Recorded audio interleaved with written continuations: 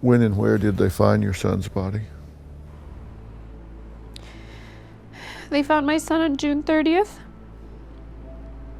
about a mile away from Lake Kachuma, where they had conducted a number of searches. It was at a vista point, and what I was told is that it was a heavily wooded area, and Ara took my son and propped him up against a tree.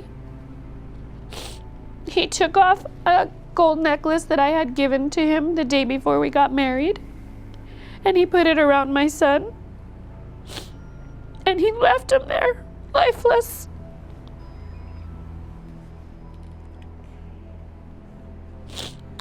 Did they tell you how he took his life? The day of his sentencing, on August 23rd, they pulled me into another room and told me that Ara had suffocated my son, because that information was included in the probation report that was going to be shared during his sentencing, and they wanted me to know ahead of time.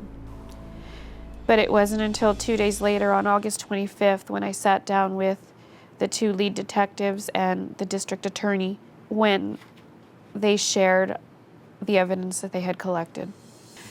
My son was asleep when Ara began to suffocate him with his own sweatshirt, and I asked the detective,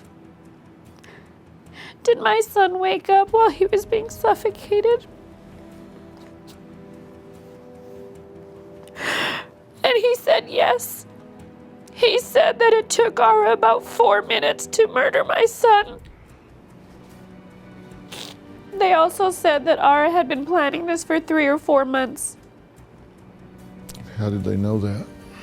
When they confiscated his computer, they found Google searches of heavily wooded areas by Lake Kachuma and by Solvang, dating back 3 to 4 months. They also know that it was premeditated because he was caught on video a couple days before the Disneyland trip, putting items in his car. So at his residence, my son stayed with his grandmother Tuesday night and Wednesday night before they went to Disneyland.